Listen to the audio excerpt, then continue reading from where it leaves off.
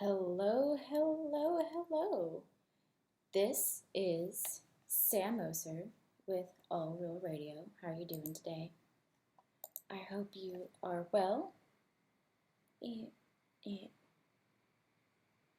I hope you are doing well. Anyway, sorry, I was checking the sound, making sure the sound was fine. So, my name is Sam Oser. I'm reporting live from Houston, Texas, and I am reporting with a news organization called Status Coup. So it has been a while since I have been with Status Coup. I was reporting with them last year, and I'm back, and I'm using a podcast studio here in Houston called All Real Radio. You can follow their app, get their app online, www.allrealradio.com. They have amazing music and they have really good talk shows, and I am very happy that Status Coup, mostly me, gets to be on All Real Radio, and I am so very happy to be reporting the Status Coup again.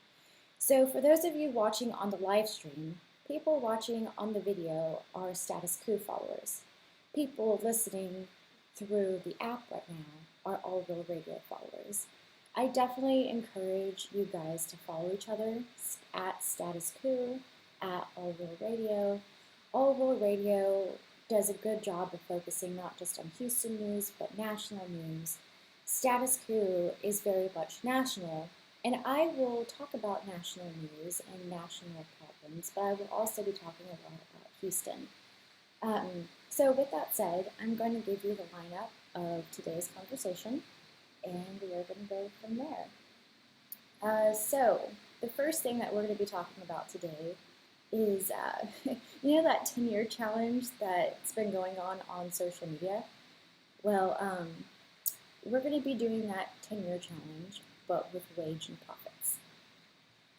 In Harris County is the county that Houston is in. It is the most populated county in Texas. It's not the largest county land-wise, but it's the most populated in Texas. But in Harris County, we got a really progressive bail deal to kind of like leverage it better for poor people, because right now our bail system is there to screw over poor people. And it's not just here in Houston and Harris County, this is nationwide and international as well. Oh, yay. I did something on All Real Radio, and they're going in and fixing it, I think. Thank you. And then we're also going to be talking about Texas Vets for Medical Marijuana. They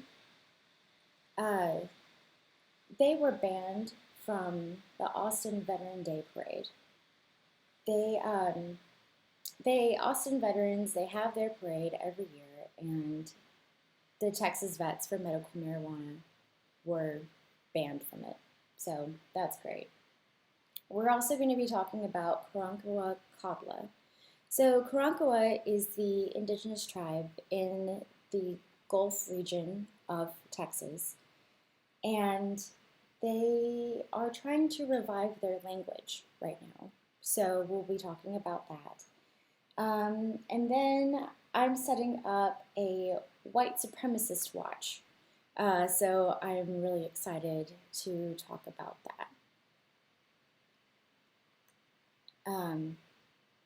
Sorry, they're doing something on All Real Radio. I don't know what's going on, but I think all is well. All right, so with that said, I'm going to check the YouTube comments. For those of you listening on All Real Radio, I am live on YouTube on Status Coup, and every now and then I go through turn up gain by 15 dB. I don't know what that means. Well, the listeners on Status Coup on the YouTube playlist are saying they can't hear me. And one of them said I need to turn up gain by 15 dB. And I have no idea how to do that. Can you hear me a little bit better?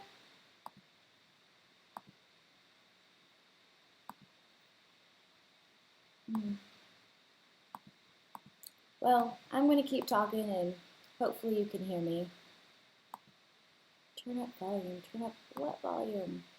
Ah! Okay, so well, I'm going to keep talking because I don't know how to turn up the volume on my computer. Um, so, anyway, here we go. So, 10-year challenge. I'm going to share my screen with you so we can look at this. Beep, beep, beep, beep.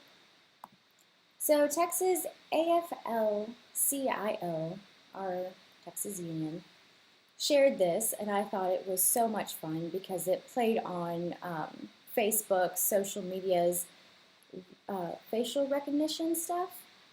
And so what's going on is that they're doing the 10-year challenge. 10-year challenge is showing, what you looked like before and what you look like now and how much you've grown and all that good stuff. Well, our wage hasn't changed in the last 10 years. And keeping up with inflation and everything, it's been, awful. The systematic divide between the rich and the poor has gotten incredibly worse. So that's fun.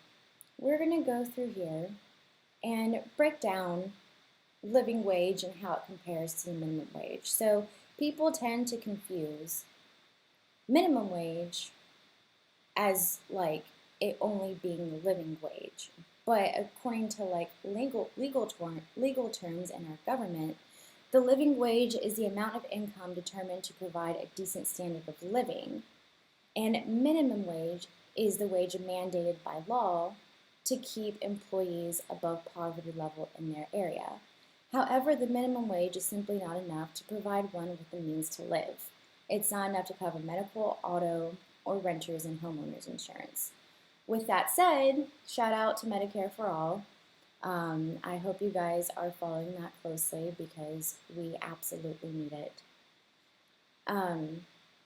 So the terms living wage is really confused with the national minimum wage. The terms are used interchangeably. The U.S. Congress originally created the minimum wage with the intent to provide a living wage.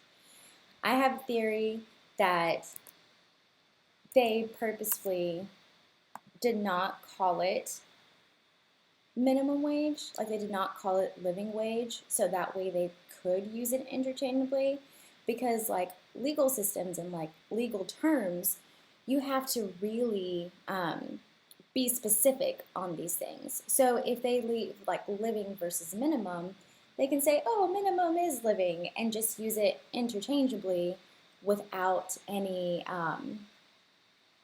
repercussions, really. So we're going to go back over here for those of you listening on All Real Radio, we're going back to the article. The minimum wage was originally set to allow workers enough income to stay out of poverty. If a living wage of $11.50 were provided, the same father would make $23,943 before withholding. However, his family would still be below the established poverty level. So in 2019, the Department of Health and Human Services set the federal poverty level at $25,750 for a family of four. So even at $11.50, this father making $23,943 before withholding would be under poverty level. But before withholding, they would meet that federal poverty level. Least and most expensive cities. So we're going to transition over here because to really talk about the poverty level and how it compares, if we look at the cheapest city in the country is Harlingen, Texas. The MIT Living Wage Calculator says that a single person must earn $10.47 an hour to afford to live there. That would cover average housing, medical, food, and transportation costs. And see, like the thing is, if the national minimum wage isn't a living wage in even the cheapest city in the country, it's not a living wage anywhere. But then this article goes on, and this article, for those of you who can't see the screen, is living wage and how it compares to minimum wage. This is from thebalance.com. On the other hand, the most expensive U.S. city is Manhattan. Manhattan is ridiculously expensive, and MIT's calculator estimates the living wage to be there is $17.46 an hour for a single adult. The calculator assumes housing costs of $18,168 a year. It would be difficult to find an apartment, even an apartment in Manhattan, for $1,500 a month. So even at a living wage in Manhattan, you would need roommates. So I'm going to go through, there was one blurb here where it was talking about what it would be now. Okay, so if the living wage, minimum wage, had been indexed to consumer price index over the last 40 years, the minimum wage would now be $10.41. If it had kept pace with executive level pay increases, it would be $23. Okay, so there's a big difference between that. And now I'm going to go into like wage gaps in a second, but this is what they're using to try to keep us from having higher wages, right? They're basing it off consumer price index instead of profit, instead of executive level pay. If based on index to consumer price index over the last 40 years, the minimum wage in 2019 would be $10.41. If it had actually kept pace with executive level pay, the minimum wage would now be $23. That's important because they don't want us to know like the difference. We are going to move over to wealth inequality. So this is inequality.org. It's a very great tool, and they have wonderful charts on what's where and the stats and all kinds of beautiful things. Inequality.org is one of my favorite places to go to. And if you have any recommendations, please feel free to drop them in the comments.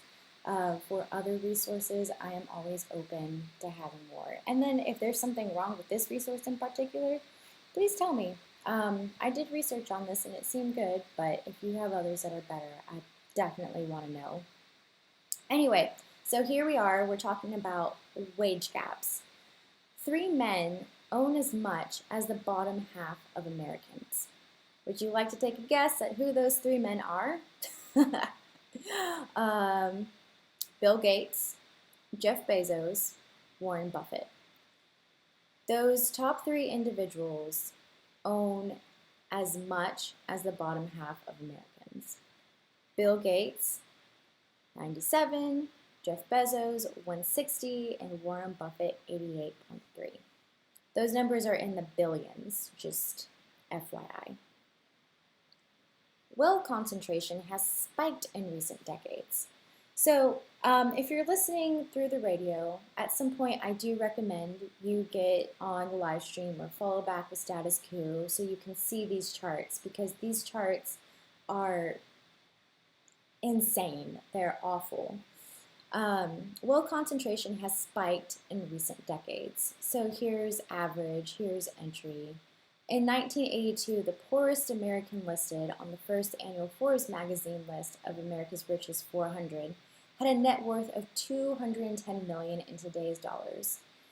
The average member of that first list had a net worth of $590 million.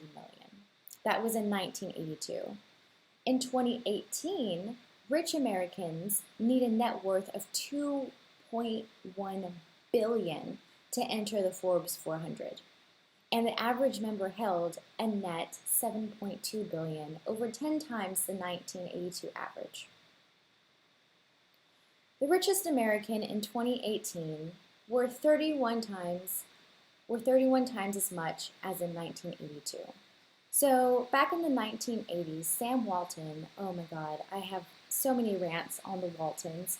They're disgusting in all levels, but I'm going to focus. And in the 1980s, Sam Walton was like the reigning richest person, and then Bill Gates came in for a little bit.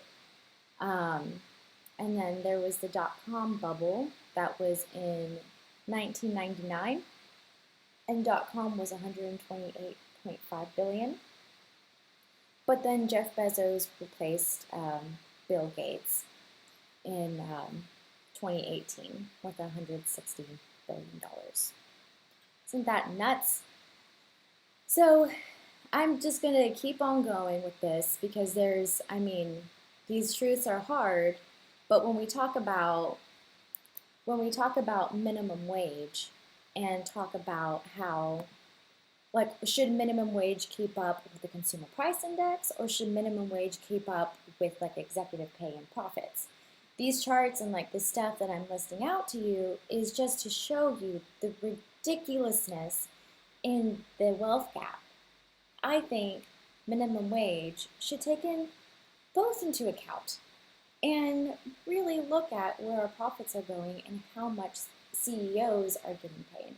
So by showing you these charts and going through these numbers, I know it's monotonous to a certain extent, but it's to really drill down on what it means to have minimum wage and how the people, the powers that be, all these corporations infesting our government, decide how to pay us. Anyway, I'm going to take you back to the script. So the rich have become richer as the poor have gone underwater.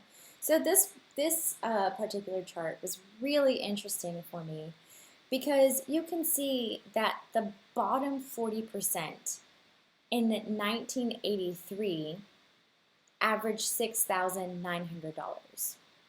Now, in 2016, this is a little bit old, but in 2016, the average was negative $8,900.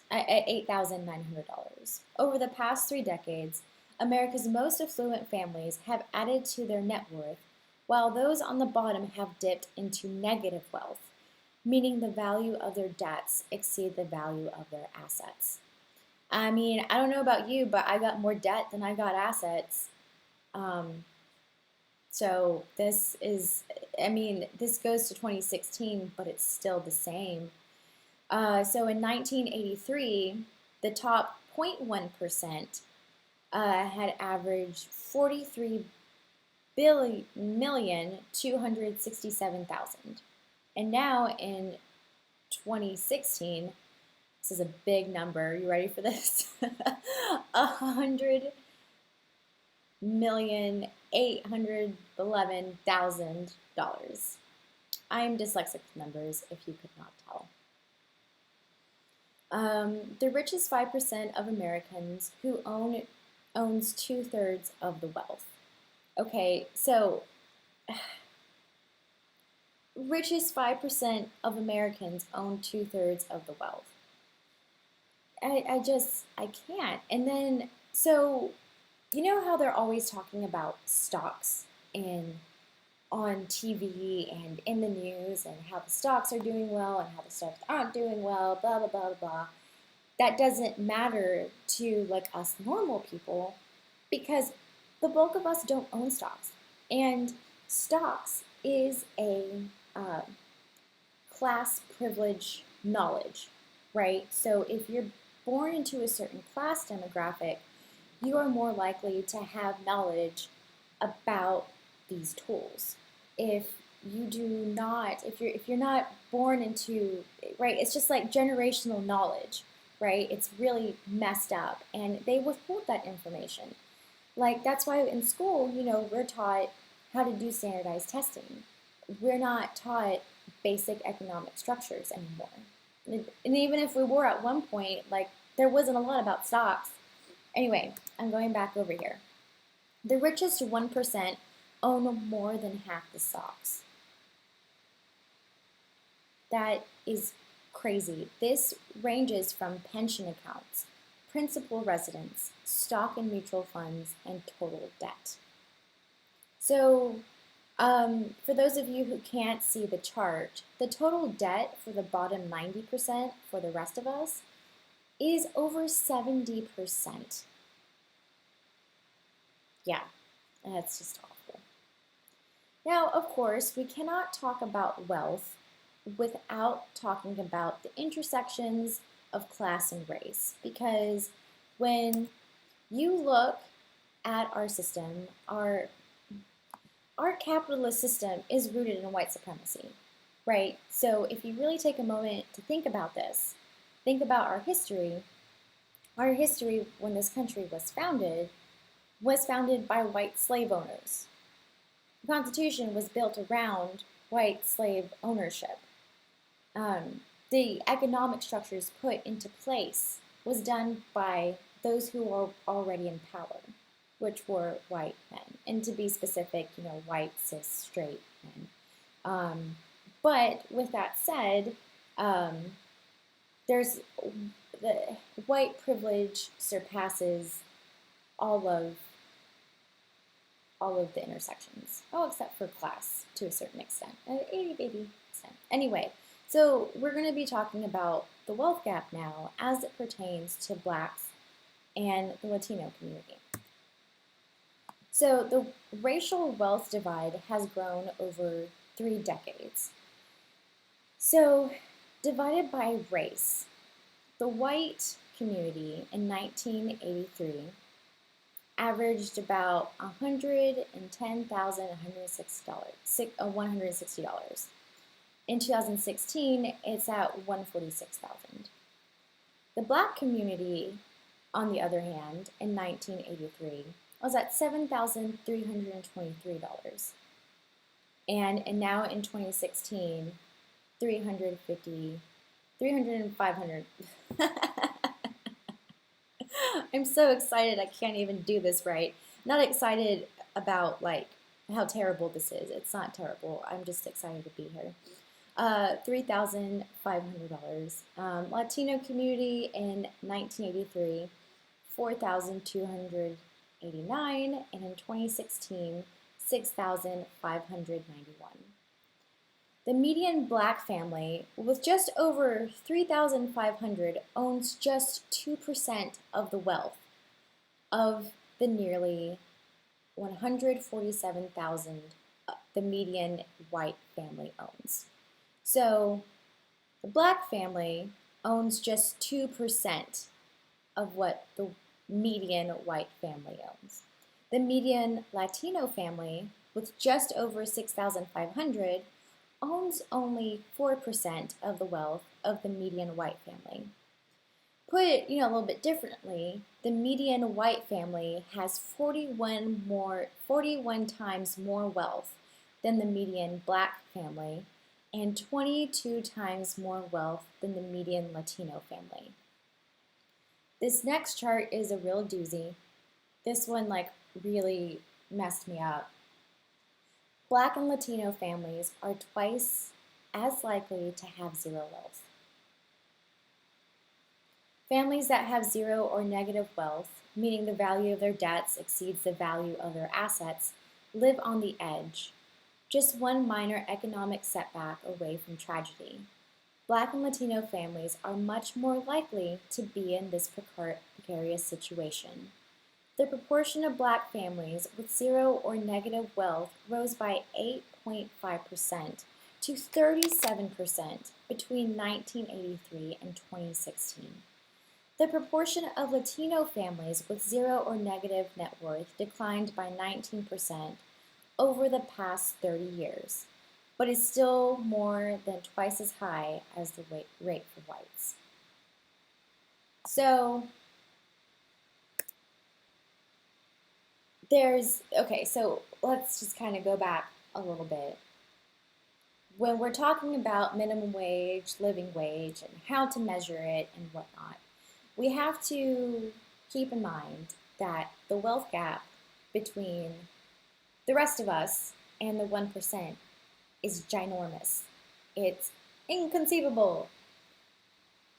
But then when we dig deeper, when we drill in deeper at the intersections of class and race, white families are more likely to have more wealth than Black or Latino families. As we just saw in these charts, based off actual data collected, Black and Latino families are more likely, twice as likely, to have zero wealth compared to white families. These are all median numbers.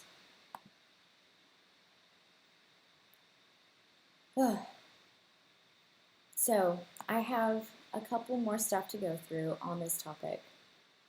Because this 10-year challenge, it's not, I mean, it's, kind of cool how the Texas AFL-CIO union did, wage then and wage now. But to truly understand wage, we have to look at the intersections of class, race, and gender. I didn't find any, of course, there's like stats on like women getting paid less and Black women getting paid less, Latino women getting paid less. But as far as like LGBT stuff, like if you're trans, are you more likely to get paid less? I mean, obviously the answer is yes, but people haven't been collecting as much of this data yet. I'm sure they will be, and if you happen to see any data like this, please send it my way. Like most of the data I found, it was like very small pools of things. It's like um, small data samples. It wasn't as much as it needed to be. So with that said, da da da da da da da. I found this article. This article's a little bit older. It's in 2017, but I think it makes a really interesting point. The federal minimum wage hit its peak purchasing power nearly 50 years ago. This article is from Business Insider, and it was written in 2017. So the current federal minimum wage is less than half of the amount at $7.25 an hour, where it has been since 2009. I'm kind of scrolling because there's a part in here. Oh, this is a fun piece. Well, it's not fun, but it's a good point to make. There is a perception that minimum wage jobs go to teenagers working at fast food restaurants. That's only a piece of the picture. According to the Bureau of Labor Stats, only 45% of the 2.6 million hourly workers who made federal minimum wage or less in 2016 were between 16 and 24 years old. Another 23.3% were aged 25 to 34, meaning that 31.7% of all hourly workers making minimum wage or less were over 34. And there's actually like this big wave of retirees starting to work in fast food and Walmart and whatnot. And the media has been doing a hell of a job trying to normalize retired people going back to work. I actually did, that was one of my last news stories on Status Coup. If you go on Status Coup and go to my playlist, you'll see, I think it's called the normalization of retirees working. I'm going to touch back on that at some point, revisit it, but not today. But that's another epidemic that no one's really talking about. So we're going to get into what I brought you to this for. So minimum wage means less these days. Adjusted for inflation, the federal minimum wage had its peak buying power in 1968, when it was worth $8.68 in 2016 dollars. Since it was raised in 2009 to the current $7.25 per hour, the federal minimum wage has lost about 9.6% of its purchasing power to inflation.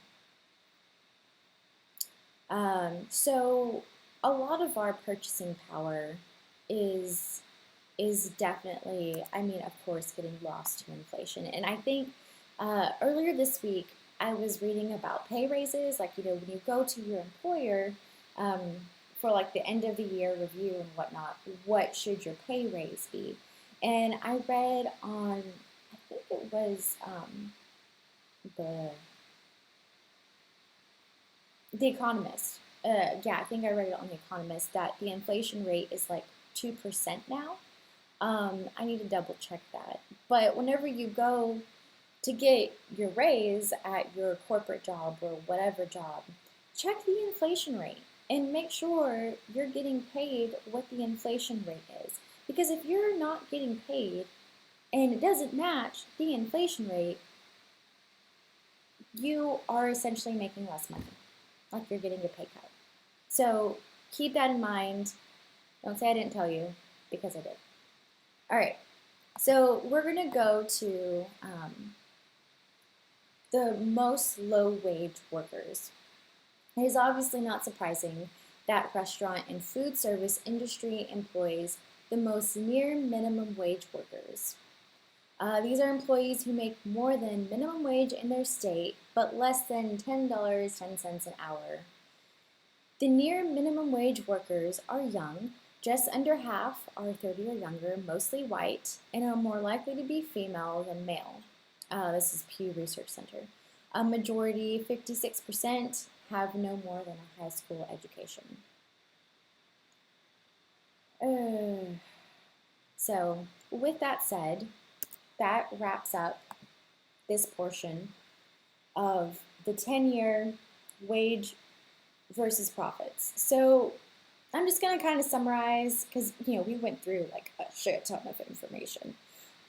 Like even me, like I'm like, yeah, I mean, I have my drink here. I'll drink my bubbly soda in a second. But to recap, what the hell did we just talk about? Minimum wage and living wage are used interchangeably. Instead, minimum wage, when it was first introduced, was meant for living wage. That's why we hear about our grandfathers being able to be a janitor and support their entire family, which is fucking nutso. Like, I mean, wow, that's like a thing out of legends in my mind. But because it's called minimum wage and not living wage, we use that interchangeably, and I do think that when we get around to increasing the minimum wage, which, needs to be soon, I think it needs to be dubbed living wage, no longer minimum wage, to serve as a PR reminder that it needs to be living wage. And then we went through the wealth gaps, because our living wage, our minimum wage, doesn't grow with executive pay or profits. It grows with consumer price index. Yeah. So there has been this large gap between the bottom percent and the, hey,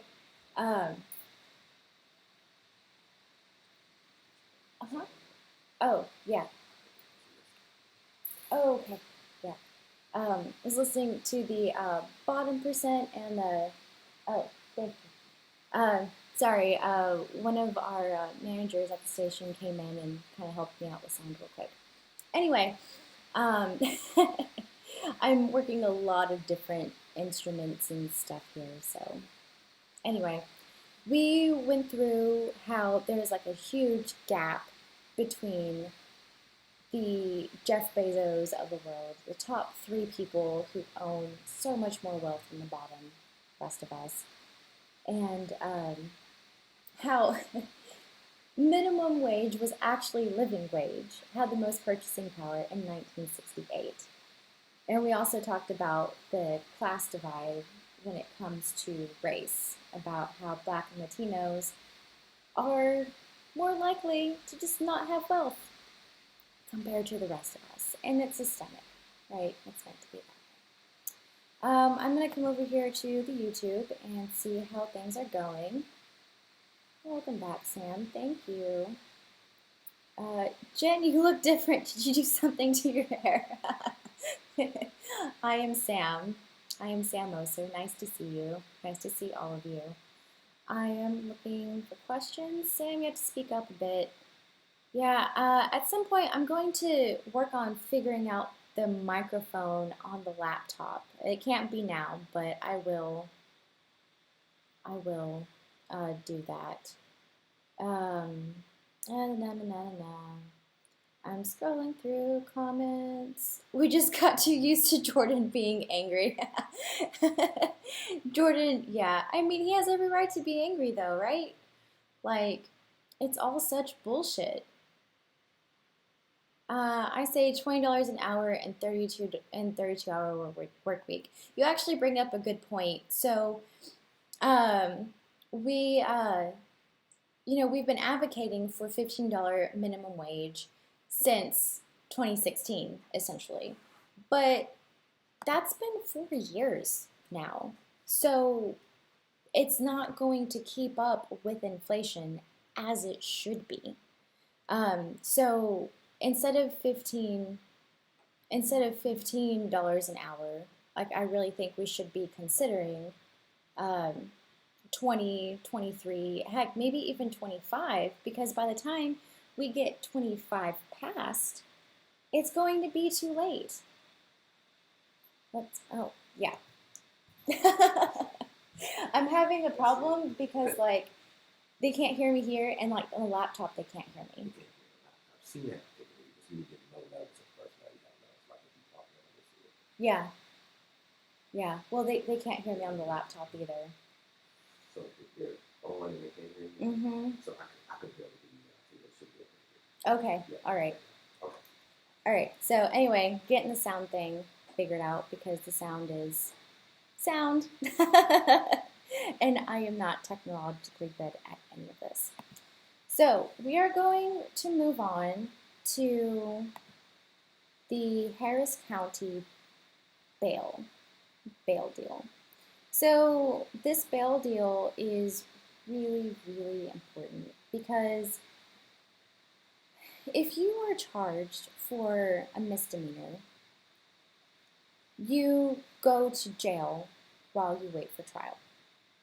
And if you have enough money to bail out of jail, then you can be out of jail until it is time for your trial. But that's shitty because it is punishing poor people for not being able to get out of jail before their trial. So I'm going to take you over to this article. Oop. Federal judge gives final approval to Harris County bail deal. A federal judge has signed off on a historic bail reform agreement for Harris County, setting in place new protections for people accused of minor offenses in the county's third largest criminal justice system. The sweeping agreement and consent decree, officially approved Thursday by Chief U.S. District Judge Lee H. Rosenthal, seeks to level the playing field for the thousands of people arrested each year on misdemeanor charges. For years, judges jailed poor people by default when they awaited trial, while those with money to cover bail could walk free and return to their families and livelihoods. The class action brought on behalf of indignant defendants argued that longstanding bail practices violated basic constitutional freedoms. Officials were running a two-tiered justice system, they said, in which freedom depended on whether a person had the resources to pay bail money. So this is a really, really, really, really, really, really, really, really, really, really good thing. It's not enough, right? There is so much going on with our prison industrial complex that requires just so much more, because our prison industrial complex is basically the new Jim Crow, right? Like, I don't know if you followed. Have you ever seen like 13th the documentary. If you haven't, it's on Netflix, and I thoroughly recommend it because it breaks down how our prison industrial complex not only profits off people, but it essentially enslaves black people. Um, for like minor drug offenses, minor things. And then in this case, where if you did a minor offense and you're waiting for trial, then you go to jail and you can't bail out because you don't have money. And this is one step to progress because now, if you are in Harris County, Texas, if you are in the Houston area, and you do a minor offense, you don't go to jail between your offense and trial. So that is a really big deal. On that note, if you live in this area, if you know anybody in the Houston area, I do recommend that you follow Audia Jones. She is a progressive running for district attorney. Our current district attorney is Kim Ogg, and she broke a lot of her campaign promises. Like, she's not doing what she said she would, and a lot of it's around bail reform. She actually is she's not doing any bail reform, and she's actually doubling down on trying to make it worse.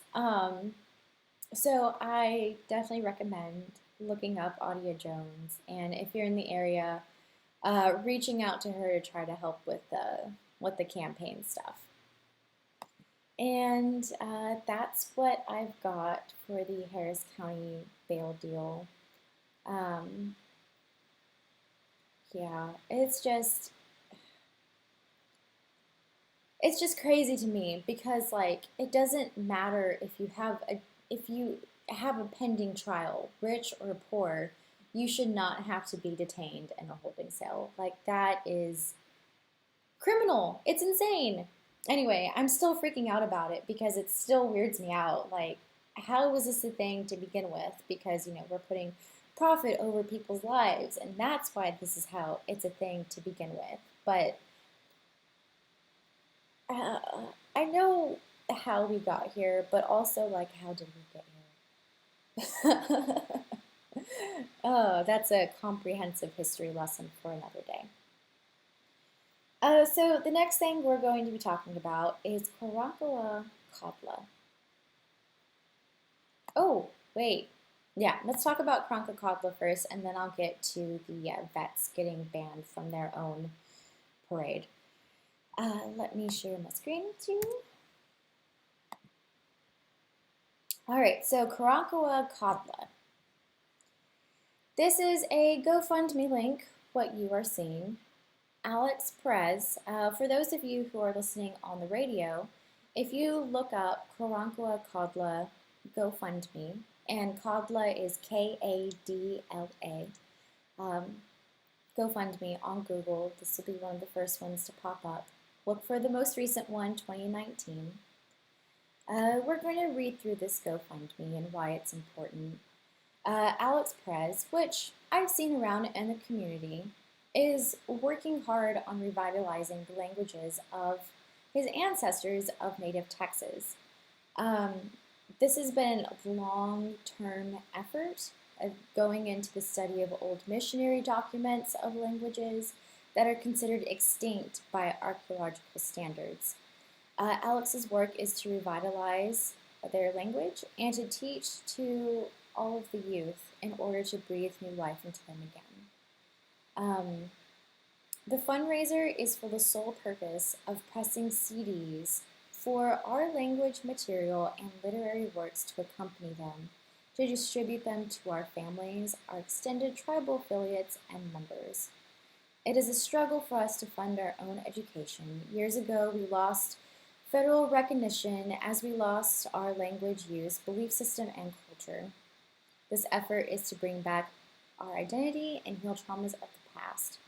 So if you can donate $1 to 10, whatever you can, to this, I'm sure they would be much appreciated. Again, they are just pressing CDs, and making a language material and literary works library so they can work on learning about their language and relearning their language. So back up just a little bit more for those of you who may just be jumping on or whatever, I don't know. The Karankawa is a local indigenous tribe native to Texas, more specifically like Gulf Coast area. And due to colonization, they are one of the thousands of tribes in the United States who have been systemically wiped out by genocide and colonization. But even in this fight between colonizers and Native Americans, they are still around and they are trying to bring back what has been destroyed. I have destroyed in air quotes because it'll still live on, and that's what they're working on doing. So again, if you Google Karankawa Kadla, Kadla is spelled Kadla, with GoFundMe, it'll pop up, and I do encourage you guys to do that. So I'm going to take a drink of bubbly water real quick. Oh, that's nice. You never realize how much you're talking until it's until your breath is like blah. I'm going through YouTube comments. For those of you listening on Oral Radio, I am live on Status Quo's channel, and I do read through the comments and answer questions and whatnot. But there's one person on here, Ryan. He says, I was falsely arrested on a misdemeanor and had to spend 30 hours in jail. Had to pay $650 to get out, $2,000 on a lawyer, and had all charges dismissed. The system is broken and needs to be reformed. Oh, and he almost lost his job while he was waiting in jail for 30 hours. This is circling back to the Harris County bail deal. That's fucked up. That's messed up. Okay, so next topic that we are talking about. Texas vets for medical marijuana banned from Austin Veterans Day Parade.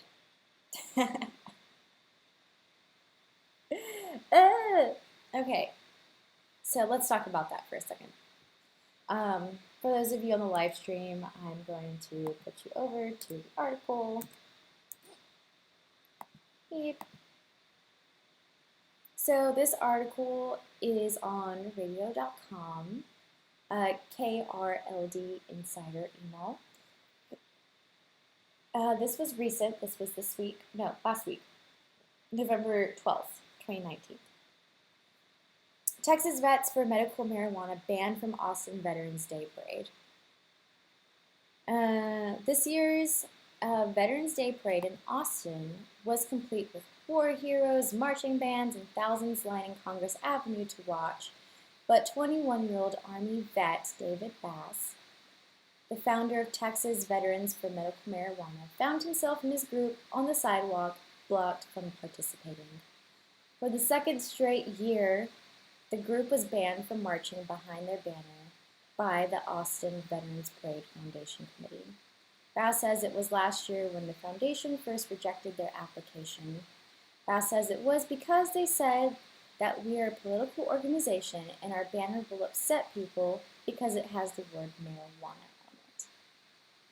Bass unsuccessfully argued that the group wasn't political and that they're actually just a veterans healing movement. We're just a group of veterans, brothers and sisters, working to heal from our battle wounds, and we choose a natural plant instead of the pills that our VA doctors give us. So some of the members of the Veterans for Medical Marijuana group did march in the parade, along with those from Veterans for Natural Rights. Bass and the rest of the group stood behind their banner out front of the state capitol at the end of the parade route. So some of them did end up going with the parade, uh, but they weren't holding like their um, vets for medical marijuana sign as they were going through the parade. The people who had the sign were waiting at the end. It's very telling to me that this is the second year in a row that the vets have been denied access to like their own parade. And it's interesting to me how this vet parade is saying that the reason being is because it's a political organization. Well, like how many political organizations were used to put on that parade to begin with, right? Like, that doesn't quite fly. So it's still an upward battle here in Texas as far as cannabis goes, cannabis issues. Um, every legislative session, we're closer and closer to it. And actually, I don't know if you saw, but nationally, like at the federal level, there was a anti-prohibition cannabis bill that passed a key committee um, uh, this week, last week. So we're on our way towards it, but it's just not quite there yet. Um, let's see. I'm trying to think.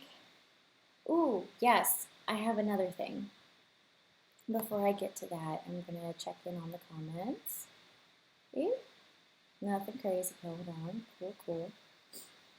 I have about 10 minutes left. So, two more things I really want to talk about is it's cold now, especially down over here in Houston. It is cold now, and we do have displaced community activists, homeless community activists, working on ensuring that our homeless community is taken care of.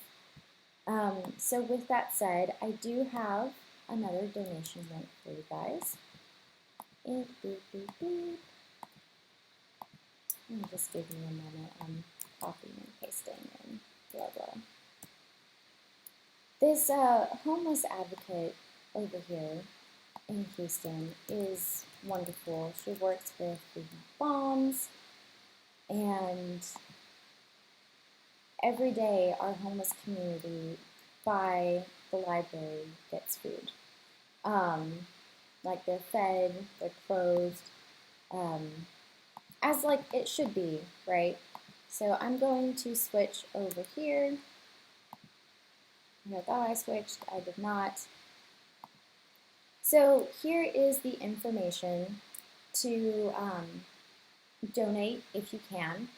So this money is actually used, like I follow her on social media and she reports on like what she's using the money for. I've donated to her myself, but paypal.me/homeless advocacy HOU. The Cash App is SHEREDORE 763. Venmo is at SHERE-DORE. I recommend, if you can, if you are able to help support our homeless community in Houston because it is getting cold again, and they will be needing blankets and stuff of that nature. So again, just for people listening on the radio, it's paypal.me/homeless advocacy HOU. The Cash App is SHEREDORE 763. Venmo is SHERE-DORE. There's a lot of E's. But every day, at least Monday through Friday, Food Not Bombs and Miss Door go in and feed them and they bring food, and over like between 100 to 250 homeless people are served. And then there's like Chicken Tuesdays, I believe. And then we also pull together resources for blankets, for socks, for scarves. About a couple of weeks ago, she had a family. It was a family of 12 that were displaced, that didn't have a home.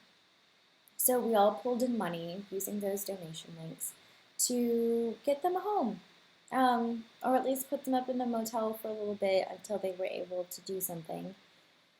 So, yeah, I do recommend that. So next up on my list, just to kind of close out this segment, is white supremacy is completely enabled and out there, and like they're just not hiding it anymore.